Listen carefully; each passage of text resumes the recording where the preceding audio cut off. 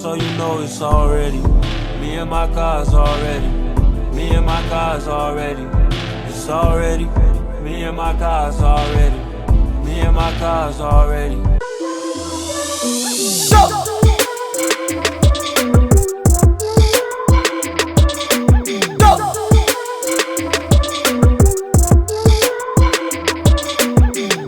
Yo, what's going on, guys? It's your boy, Mr. Aguilar. How you guys doing today? Today we got here Sean. Yes, sir. The I one said and it right. only. Here we go. Yes, sir. The one and only. Yes, sir. How you been, bro? Been amazing. I cannot complain. I'm alive. I get to wake up, try again, you know? Yeah. How you, man? How y'all feeling? Doing Pretty great. good. Pretty Just, amazing. Just working. It's Excited to been have like a month or two since we saw you at the studio. We Yeah, we about a heard month you. and some That was the change. first time we heard you in the studio, and it sounded beautiful, bro. Man, Yeah. my dog. You was hearing me, like, I've recently stepped into, like, different bags. I mean, I kind of always do that. Uh-huh. Proud myself on being very versatile. Yep. But here recently, I've been even more versatile than I usually am. So you caught me in like really one of those like more special times where I'm creating because I just didn't know I could do some of them things. Yeah. Then they just came out, and now like that was one of my first sessions where like I don't write no more. Like I just go. So Oh, you freestyle it? yeah. I don't write no more. I mean, I wouldn't call it freestyling. I write it in my head. Yeah. I don't Okay. physically like No, yeah, write yeah. it down. I no. understand what you're saying. Yeah. But it definitely that definitely was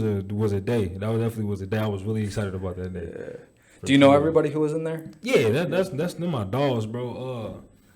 Sean Ann, that's like little bro. Like he was sending me music back in like 2017, and then like he had sent me something in 2019. I feel like he caught his win on like who he was gonna be as an artist. And that's my nigga. Like I'm showing Sean Ann to everybody. Like that's how much I just love bro music, and then everybody else in there, bro. I met through Ann, but Yeah. them my folks. Them He's my so them the underrated. guys. No, I don't think he underrated, man. Really? I don't think he underrated. I think the people that know about him, they know what it Yeah. is. No, but I'm saying like he could be like on like the top. No, like, for he's sure. gonna be. But like I'm saying he's underrated because he's not there yet, but he's gonna be there. Yeah, I don't like to crazy say good. underrated. I think that takes away from what we got to do to get to the next step. Yeah.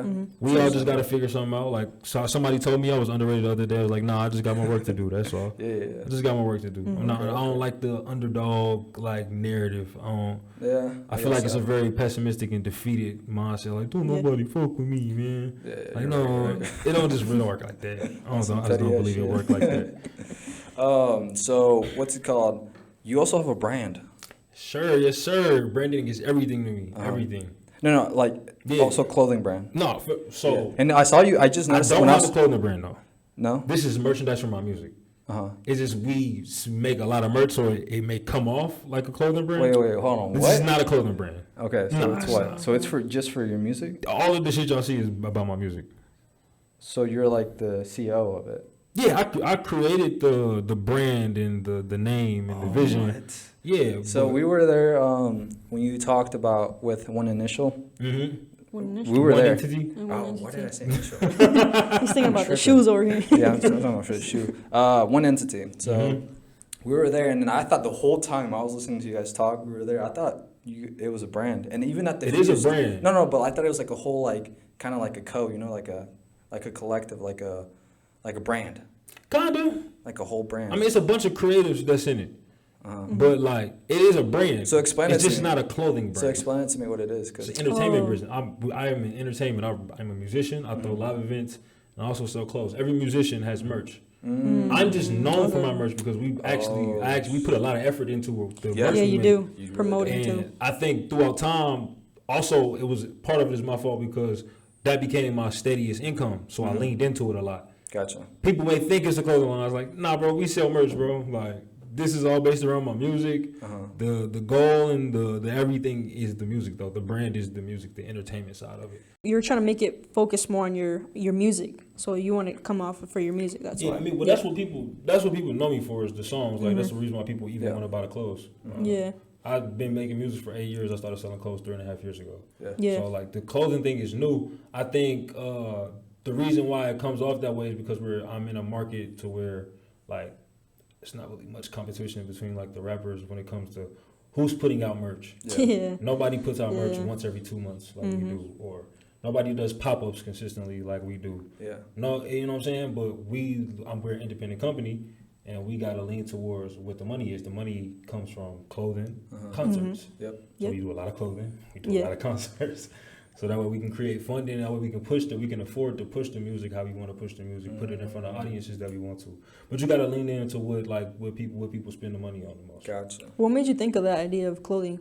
Was it just a random thought? I don't even think it was just my fault. I think it was the collective of like the people that I was around at the time.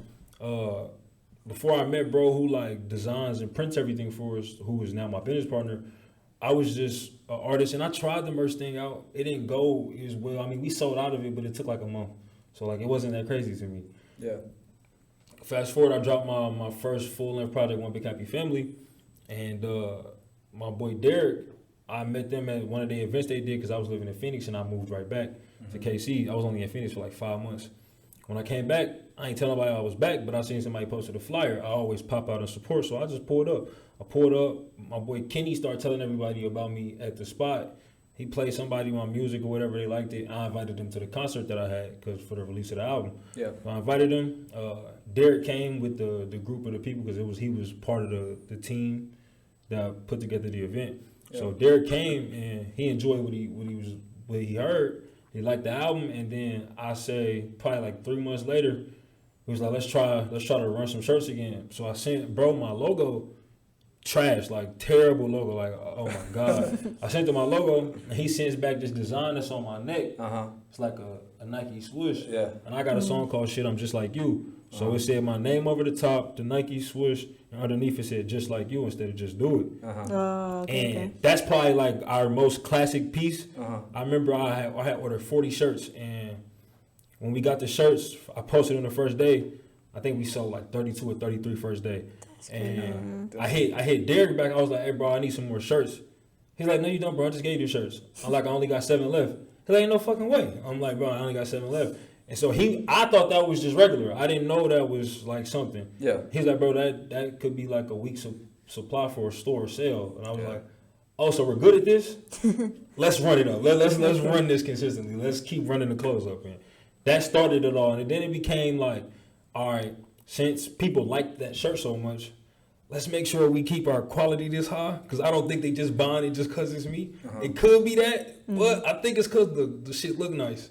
Yeah. So we just always made sure we kept the standard of like, this shit got to look good. And it got to look good without somebody knowing that it's mine. Gotcha. I want somebody to be able to look at this, not know a song from me, and be like, yo, I want that. Yeah. Because then that tells how good the clothing is. Yeah. If somebody buys it just because it's me, then that just tells you how good the song is. Yep. Yeah. You did perfect because, I mean, like I said, at the Fuse, like I saw them, like I saw you guys, your stand and stuff with your shirts, and I'm like, damn, this looks like good quality, like initial type of quality, you know what I'm saying? Or well, if you... initial, no, I keep saying initial, essentials. So if anybody knows, like, so we use the same blanks that a lot of those companies use. So we spend more money on the stuff, but that's why our clothes cost a certain amount. And now our clothes don't cost nearly as much as the people who use the same blanks as us. But it's going to be more expensive than the regular people because we put what somebody else is charging you is damn near almost what we pay for our blanks and to get the shit made because we care about the clothes looking good, feeling good, lasting a long time. That's good. Yeah. So, we put heavy emphasis, like as much as care I put into the music, we as a team put that much care into the clothing part and the events. Because if that's your bread and butter, you want people when people willing to show you love and support, you want them to feel good about that shit and making them feeling good about that shit, not just always having it. It's like when they buy it, I don't want them to buy it just because it's a Sean and I like him, so I'll support it. Like, nah, I want you to want that. Yeah, so we got to put that all into it. You had a show, and then also there was clothing with that, right? What is it called? Every single show. What is the latest one? It was like Love Me. No, so the latest one was Future Is Now. That was the show with Minibar. But the one before that was I Love Me. Yeah, that's from my latest album, I Love Me. I like those hoodies. Those are nice. Thank you. So that was the I Am Proud hoodies. And we had I Love Me t-shirts. We had an I Love Me hat. And we had a brown and teal hoodie that said I Am Proud of You. But that was, again, all of the clothes be for songs on albums and singles. Like, it's not just random fashion that we throwing out there. Everything goes into a concept. There's a color palette that we follow for each project, and everything lines up and makes sense, man. Everything lines up and makes sense. What are tips you would give off to people who are starting their clothing brand? I don't know. I don't got a clothing brand. I mean, just clothing in general, like Selling clothes. Don't value yourself low. Mm-hmm. If the price is cheap, that means you cheap. So don't be cheap. And care, and like you would do with anything, bro. Just care. Act like you care. Show that you care. Mm-hmm. Put care into whatever it is you're doing. If this is what you're doing to go live and make ends meet off of, you should care about it. Yeah. What does your brand stand for the people that don't know? That's it. SWAN is an acronym for Secretly We're All Nerds. You know what I'm saying, man? Big on individuality. I came up with the concept, I think I was like 3 or 4 months out of high school. And I was going up to like the college, because I never went to college. I knew that I wanted to rap since I was like 16 years old. So I never went to college, but a lot of my friends went to college. And I would go up there, and mind you, these people are like 4-year varsity athletes, 2-year varsity athletes, the jock types. They used to make fun of the little kid who ran like Naruto or would come to school dressed up in cosplay. But when I go to college, your major is computer science and your major is design and fashion. You was a nerd too. So my concept was from, why do children from the ages of 12 to 17 feel like they can't be themselves in social settings? And why do they shame people who can be themselves in social settings? And as I'm writing my questions down, trying to figure this out, I'm like, bro, this could be like my entire brand. Like, I could run everything underneath this. Like, this doesn't have to just be a documentary. I never did the documentary, but I pushed the brand for sure. So that's how SWAN was like created in my head. All the pieces that got added came along a long time when the story is telling and shit like that. But do you see it being a multi-million-dollar company? yeah, I want SWAN to be like the Black Disney, bro. All entertainment across By all, then, will all then platforms. consider it a clothing brand? No, I wouldn't. I would be a mobile at that point. And it would be an enterprise, it would not be a clothing brand. Okay. Clothing brand would just Enterprise, the clothing brand would just be a section of the as in, enterprise. like, give me an example of a brand, kind of like Nike? Oh no, Disney. Disney. Oh, shit. Disney, Okay. yeah. You know, Disney is in sports. Disney is in Marvel. Disney is in Hulu. Disney is everywhere. Everywhere, They have hands in yeah. everything. Live TV. Disney has a record label. Yeah. All of that. Yeah, that's in my vision of what. Now, it's not going to be everything that Disney does, but I don't want to limit us to, oh, we do this, we do that. It's like, no, I got interest in a lot. Music is the starting point. Gotcha. Because this is the first passion. This is where I lean into the most now. This is what works for me. And I feel like this is the best driving tool to create an audience, to push the other ideas you want. Like, if you look at, like, rappers have always positioned themselves into better positions. Whether you look at Ludacris taking what he does, and now he's on one of the fucking highest selling movie franchises of all time with Fast and Furious. Or you look at the shit Jay-Z was able to do with like all of these sponsors and these big companies. And you just look at it, rap is probably the fastest vehicle to get what you want as far as an audience, to create leverage so you can get what you want. Gotcha, yeah. It's a great vision, though. Gotta dream big. Man, it's a lot of writing down, a lot of thinking about this, adjusting, taking shit away, learning. Tears, happy moments. It's a lot of everything. So everything pays off, though. You've been doing it for 8 years, you said, or Pursuing it as probably a career like longer. for 8 years. How do you? Because you still seem hungry. A lot of people, after a while, kind of dims down. How do you keep motivated? How do you keep, just like wanting that dream? I think I understand that I don't have patience in life, but I got patience with like this thing, and I understand like. But I just love to do this. Like that's the main thing. I love doing this. For one, I feel like I just got started. Yep. It don't feel like I feel like once I feel like this shit is like, damn, I've been at it for a long time. That's when you start to lose it, bro. Like, it's weighing on you, and this is supposed to be fun. Can definitely tell you love it though, because of the passion you put into it, the work you put into it, the research you do, and like just even how you think, 100%. like you're always thinking of like, oh, ideas like this, that, you're always moving. So that's what 100%. really helps you. It's I don't know, I'm a bit obsessive, so like when I find something that I really like, and this is also like the first thing that I was always pretty average, like everything, until I became like started on music, and like I was above my peers, and that felt good. Like my first real love was basketball, but I was never excellent at basketball. I was just good enough. And when you're average and you're good enough, it don't. When you're actually like better than the field at something, it tells. You can tell, because we were doing ciphers and shit early when we were young, and when somebody else rap, I see the reaction. Then when I rap, I see the reaction. It's like, oh yeah, nah, it makes sense. So I don't know, man. It's on top of that, like, bro, just it feels good getting better at making music. And I feel like if I don't keep the excitement or the passion and the will to learn, I won't get better at making music. And then I'll be depressed. So we don't need that. We don't need that. We don't need that. What inspires your music? Life, bro. When I say life, like everything. Here recently, I say probably like a year and a half ago, I ran into this concept that like writer's block doesn't exist. And there's no such, and I want a lot of people to understand there's no such thing as writer's block. Okay. Like you don't need to be inspired to create. Like that is a myth that they sold to us. Inspiration is literally walking outside looking at flowers, bro. You can get inspired by life. Everything a part of this thing helps us become who we are and be who we are in the moment. If you can be present in the mind, you can write.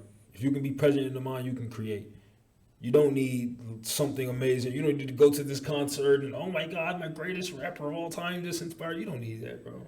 It makes it easier when you are inspired. Yeah. But you don't need it, man. You get up, and if you tell yourself, I'm going to create something every day, you stick to it and you present in that moment, writer's block could never exist, bro. And then if you write something crazy, how could you want to stop? Like, if I keep writing crazy shit, why would I want to stop writing crazy shit? Because I'll be having fun when I'm writing. Yeah. When you making this music. So that'd be what it is, bro. It's really all fun. That's what keep it going. I think the day it stop being fun is when it'll slow down. But I don't see how this could not be fun. And I ain't even rich off this. I could imagine how fun it is when you rich. Like I gotta pay for studio time. Like imagine when the studio time pays for itself. Oh man. Oh man. No worry at all. You ain't gotta worry about the time in here. Yeah, nah. I don't think I pray I'll never lose that youthfulness about me when it comes to music and my career. Yeah, and that's also another thing too, is that you said you like to keep learning. Other people think that, they're a certain level, they think they know everything. And then that's where they mess up. It's the biggest mistake. Yeah, man. The man And who knows there's something. so many people that writer's block. They're like, yeah, this week I was just wasn't it. Like I just didn't want to write some shit like that. No, I mean, it feels real though. Like Yeah. writer, like I'm not gonna sit here and act like I've never had writer's block in life. Like no, the reason why I know it don't exist is because it was a point I think the longest writer's block stint I had was like 9 months. Just whatever reason, my brain just wouldn't produce what I wanted. And it wasn't even really writer's block. Like I would write, I just didn't like the shit I was writing. But a moment hit. I was on mushrooms and just the constant theme of being present in the moment kept hitting me, and that's what we was going through. And when I realized that, like, yo, if you're creating, if God is the ultimate, I don't know what everybody believes, but What do you believe in? I believe there's a God. I just don't believe anybody knows exactly anything that has to do with him. And I think once we all just know we don't really know, I think we'll all be happier in a better place. Yeah. But I do believe in a God, and I do believe God is the ultimate creator. So if you're creating, you're essentially doing an act of God. And in order to create, you need to be present. Yep. So if you're present in the moment, you're probably more close to being godlike than anything. And if you take mushrooms, it's very impossible to not be present in the moment. Like completely, damn near. Like if you're not present on mushrooms, you're a different human. Like I don't know how it works for anybody who does it, but What is it like? ah man, I mean that's tailored to you. That's tailored to you. Everybody has their own experience. Yeah. Yeah. But I look at mushrooms like a very spiritual thing, bro. Yep. And I don't lean on it. I probably only trip like 3 to 4 times out of a year. But like when I feel like I can't get the answers, or like I feel like I'm stagnant in my perspective, I go take a trip, man, and usually learn something about myself that I needed to learn, or get a new perspective on how I should look at certain situations, and whatever it is I need at that moment, mushrooms gonna give them to you. Gotcha. Whatever you need at that moment. And that one mushroom trip I had told me writer's block don't exist. And I haven't had writer's block since then. And I just keep with that mindset. Gotcha. That's good. Pretty though. interesting too, though. Yeah, interesting. I find it interesting to hear like different people's opinions, what they believe, what they think. So Yeah, man. I believe I don't know what is the truth. yeah, something out here Yeah. is what it is. But your truth is working, and it's keeping you motivated. So that's all that matters. I'm saying sometimes, sometimes I pray to the water. Sometimes I tell the trees, thank you. Never know who gonna get the love today. To me, everything is God. We all God. We all a part of this thing that this God created.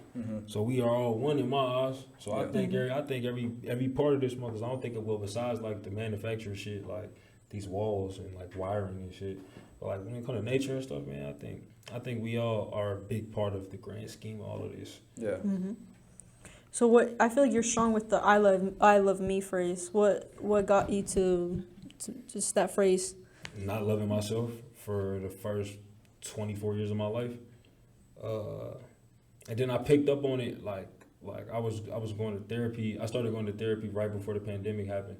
I think December of 2019 is when I started going to therapy, and just was unpacking a lot from my childhood and unpacking a lot of just what I done been through, and it hit me that like, yo, and outside of that, like even like my ex, like she pointed at a lot, but like, yo, just didn't care for myself, bro. I got to a point to where if it wasn't music, I didn't give a fuck about it. Like this was all I cared about.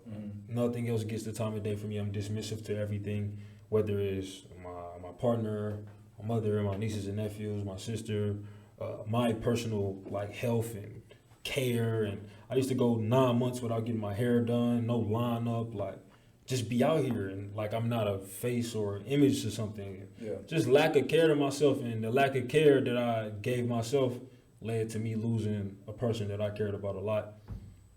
And it snapped me out of whatever it was I was in, and I just went deep into, yo, I'm gonna live my life every day to accept and love who I am, no matter good, bad, or indifferent, or whatever it is going on. You accept and love every part that's happening in your life. And it's not easy at all, but it's just my thing. It helps keep me going. Yep. And it's also probably why there's so much youthful energy towards like me being in year 8 with the music and still being able to feel like I just started. Yeah. Finding this is also the first year that I've created from like a happy place. Like I wasn't fucking depressed when I wrote the song, crying, writing songs. Like I'd be fucking happy, kicking in joy and shit, smiling now when I create. So the I Love Me, I think, has just made me a better person and a better artist just over time. And I like how you just expand with like, for example, your music. Your music itself has a story, has a message for the people. And your clothing brand, like I feel like that's what makes your clothing brand also unique because it stands for something. It's not just a name on a shirt. It actually means something to you and for the people who know you too. 100%. I think I don't know if a lot of artists realize this, but like I think an artist's music catalog is their story arc. So like music is a time capsule, and music just captures whatever was going on at that time. Okay. If you look at records back in the day, like you hear certain cars that be references, certain alcohols that just resemble the times. Yeah. So if I look at an artist's first project to their 5th project, you can literally watch the transformation of this person. You're just telling your story, even if you know it or not. Yeah. You're consistent. You're telling your story. So I try to be intentional with that. So whatever. That's why I rap about my life, or I make music based off of my life. So that way, if we're telling the story of the artist, let's make sure this goes in proper order of exactly what's going on at this exact time. I like that a lot. We tell the story. It's a time capsule of each time that I decide to make a project. I never thought about it that way, but that's... Yeah, bro. I want people to look at him like, damn, he was here. Like, so my first project is called One Big Happy Family. And it's a very dark and sad project. Bro. Okay. And I ended all of that sadness with It's All Good, My Boy. I didn't know what was going to happen in my life, but 2 years later, I made an album called I Love Me. But the ending note of my last album was It's All Good, It's Going to Be Okay. And I was coming from a depressed place, and now I love me. I didn't do it on purpose. Yeah. But because I look at my shit like a story arc, it can all tie in that way. You just being yourself. So, yeah, now big on, like, if artists pay attention, you know what I'm saying? Be more intentional with that shit because that our projects are the story arc that fans can follow. Like, the real, like, fans is going to dig and digest, be like, he put this here and he put that out there and just give motherfuckers something to look for. It's like a comic book. Like, you can just create the story and the life of this person. It is, right then and there. So you were on the news. I'm glad you brought that up, actually. Yeah. They went crazy. They made me viral and shit. Yeah, they went crazy. That's like all I would see on the feed. Bro, I hopped out the car. I was walking somewhere. I was meeting with somebody. I hopped out the car yesterday. When I hop out the car, no lie, dude probably like 30 feet away from me. I hop out the car. He was like, Tyreek, who? He was like, fuck Tyreek. I'm like, bro, how did you recognize me from that far away, bro? Yeah, I don't think I ever lived that down. I don't think I ever lived that. I was just hyped, bro. We won a Super Bowl, you know what I'm saying? Everybody was, I remember the beginning of the season, they was like, they not going to make the playoffs. They go bottom of the division. They ain't got no Tyreek. We won a Super Bowl, bitch. So I was just in my bag. I wasn't drunk. I wasn't high. I was straight vibes. I was straight vibes. It's turning up. Energy was high, boy. What? I saw it on TikToks, on different accounts, Yeah, different networks. accounts. Fucking Complex posted that shit. Really? Yeah, Complex Sports posted that Oh. shit. I still be dealing with people from that shit. Damn. That's My folks crazy. like, this is so cringy. Like, bro, let me have fun. Watch Yeah. out. Watch out. Yeah. So, what do you like to do on your free time? I told you I was obsessive about rap, right? Yeah, I don't so do just shit rap? on my free time. Just rap? That's one of my Straight problems though, for Mm. sure. Like I need to find hobbies, and I do got hobbies. I like playing the video games with my nephews. Like, Okay. I like kicking it with my family, but like if I'm being real, I need to get back into playing basketball. I need to get back into doing the hobbies and being a person more. Like I think I was telling y'all before we started, like I just been getting busier over the past year, and I've lost track of the person. Ashawn the person. Like, yeah, I'm a rapper when I step outside, you know what I'm saying? But, like, the person, I have to care and cater to the person. I think I may have lost sight of that a little bit. So here recently, I've been trying to find my way back into, like, finding things that I like to do that are away from the music. Like, I like playing darts. Darts. What's that? Darts, Darts, like the little dart game. Oh, yeah. So, yeah, just trying to find more stuff that I like to do. Probably get back into basketball. Yeah. It's good to refresh in the brain too. You know what I'm saying? Your mind. You gotta remember you a person, man. That's the one thing, like, with all of this shit, like, try to remember you a person. Exactly. Do you ever get that feeling where like you're just like in a random like public place or something like that, and then like you kind of like look at yourself and you're like, oh shit, I'm like. Nah, no dead ass though. Like I do that shit. Like I'll go look in the mirror for a long time. Be like, damn, bro. Like it's a figure right here, and it's you. Like that shit crazy. Yeah. That sound like some hot shit, but like, Yeah. Yeah. nah, for real though. Like Kind of like, damn, I gotta get my shit together. Like, just I be feeling like this motherfucker assimilation, bro. We just be Yeah. going Yeah. through that shit. like when I get that moment, I feel like I've been on autopilot the whole time. And I'm like, oh Yeah. shit, like. Just going, Yeah. just going. And you gotta stop and look like, yo, life is happening right now. I could take this in for a moment, you know what I'm saying? Not look at my phone, not worry about what I gotta do tomorrow and shit. Yeah. Being present again. Yeah. Back to being present.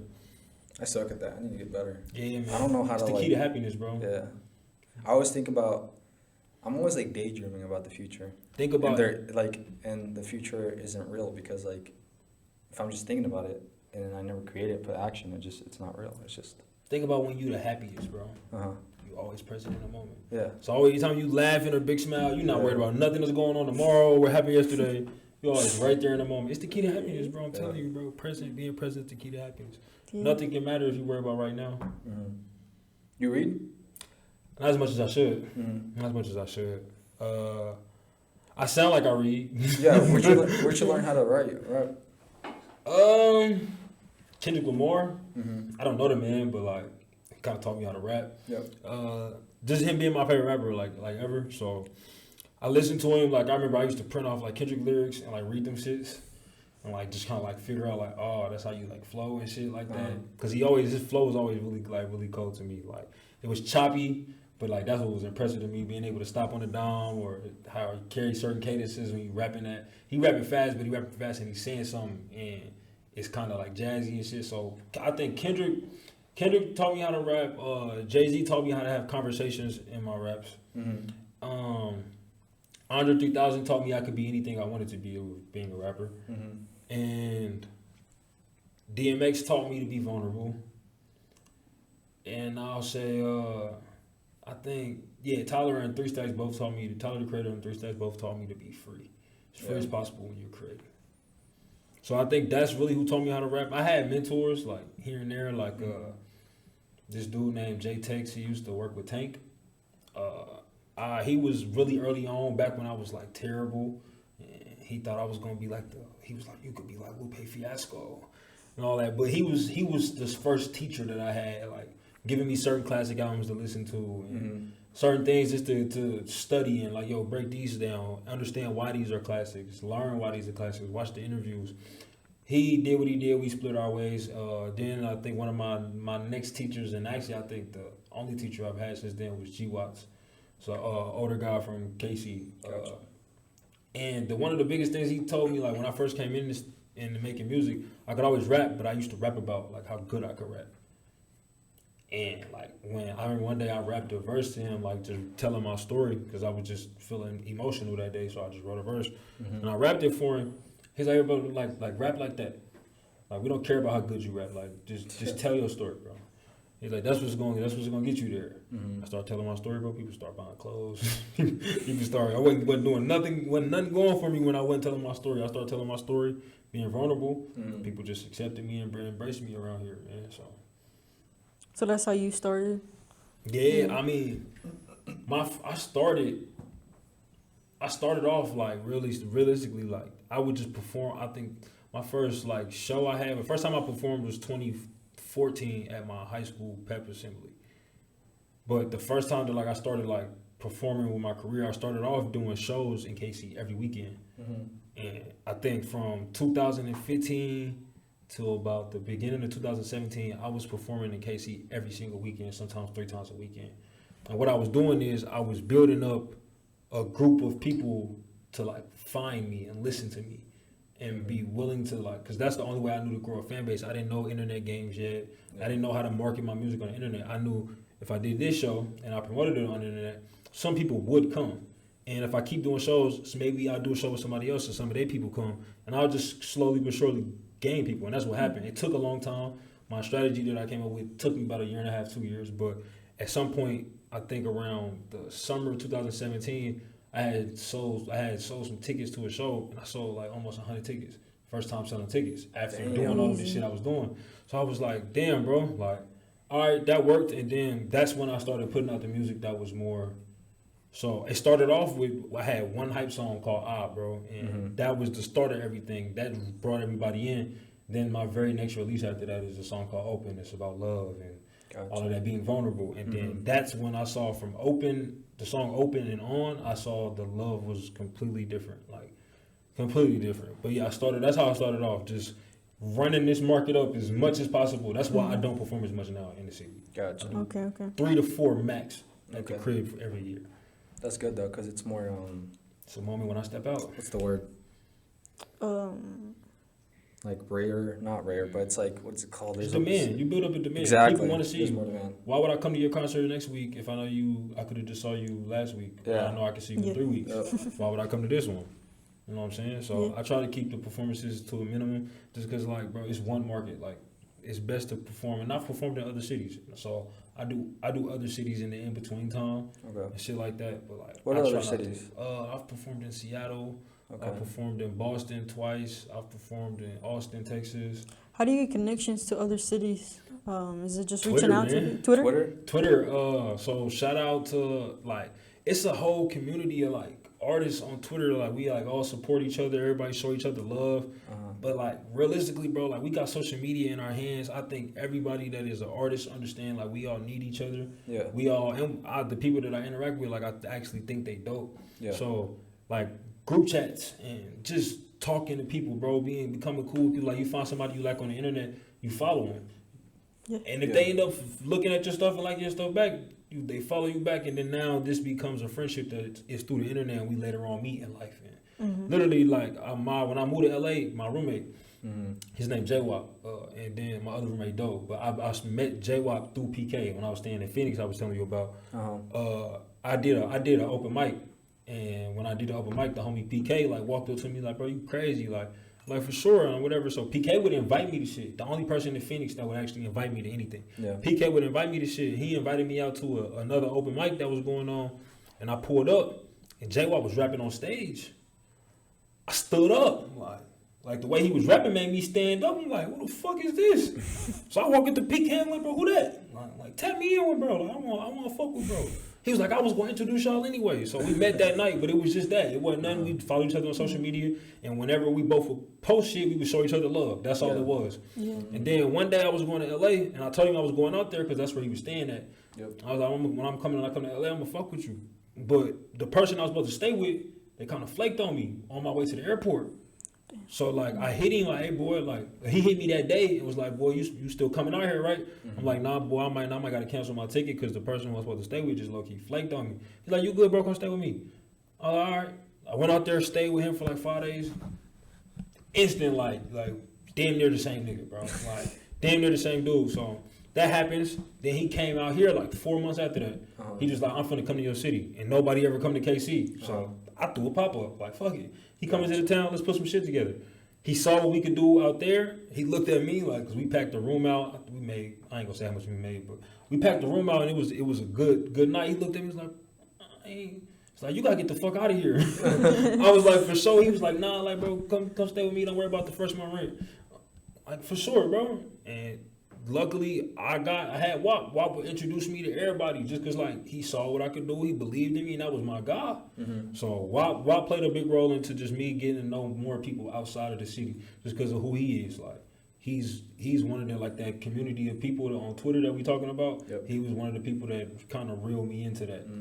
So, yeah, shout out to WAP. And then the other artists that I met, like, I can't name all of them. So, from the homies from Portland, the homies from Seattle, the homies from Chicago, New York, New Jersey, like it's so many, Miami, it's so many different artists from so many different places, but we all is on this internet thing and we all trying to figure it out, man. So where do you see yourself in 2 years from now? Rich as hell, doing what I want to do even more, getting all of my creative ideas out, because the rich thing that just comes with like growth and what you want to do, but the real thing, I like all these creative ideas that we have as a team. A lot of the stuff that we want to do, we can't get to because of budgeting and funding. In 2 years, I see myself not being a problem. And that's my biggest thing. Yeah. I don't want budgeting and funding to be the problem for the shit that we want to do creatively. I'll be completely happy with where we're at when we can just afford to do the ideas we want. Yeah. The outcome and the result, they'll come with whatever if we put our all into anything. Yeah. But being able to afford everything that we want to do, that's where I see myself in 2 years. Great mindset. It's gonna be crazy to see what you're doing. Man, look, if I could say all the shit we about to do, oh man, this shit about to look different in the next, I don't know, man. But April 28th, we got the show at the Record Bar. You got myself, you got No Limit TC, you got the Royal Chief, and then the homie J-Wop I was just telling you about. He got him coming out for the show, and then the headline is me and Zeph. What day is that following? April 28th is a Friday. Friday? I should pop out. We should pop out, yeah. I got a flyer for both of y'all in the car. All right, yeah, for sure. Pop out. Yeah, for sure. Definitely pop out. I should have brought that motherfucker in. That was the perfect time to pop. Yeah. You know what I'm saying? It's cool. We're going to send you a picture of that motherfucker. We put it right there in the overlay. Yeah. Boom. April 28th. Bow. Yeah, that's what we can do. Yeah, for sure. What's it called? Where can they listen to your music? Apple Music, Spotify, Tidal, YouTube. How do you spell it? And what's your Instagram? A'_SEAN. And then on Instagram, it's Ashawn Loves Me. It's ASEAN Loves Me. Find me anywhere. You can hit me there on Twitter, Instagram, Cash App, PayPal, anywhere. Cop the merch. You know what I'm saying? Definitely cop the merch. You want to hear some unreleased music, you can hit the Cash App. Pay me, say you want an unreleased song. I'll send you that thing. We here to support and promote the artists, man. Buy my album on Bandcamp. I Love Me. Stay tuned, man. I am dropping very, very soon.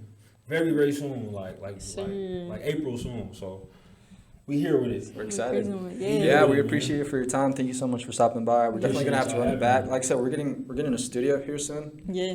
We've been working on that, so you guys are gonna see the whole like Come Vibe like logo and everything when we get that new studio. content. Big production. Yes, sir. So content. He's gonna definitely be there. I spin a block, man. I talk a lot. Yeah, there's so much we could go over, but it's just like we just go with the flow. Yeah. I feel like there's so much we could have talked about when we want to know more about you. It's a lot to know. We can get another one, see what's new, you know, because you're gonna have a lot more, you know. Oh, after I do this rebrand, it's gonna be crazy. Talk to me about, because I was telling y'all like it's about to get crazy. Yeah. So after the rebrand and all that, come sit down and come chop it up. Let's do it. Sure. But yeah, guys, thank you guys so much for watching. Make sure you guys leave a like and subscribe. Comment down below if you have any questions, and we'll see you guys in the next one. Peace out.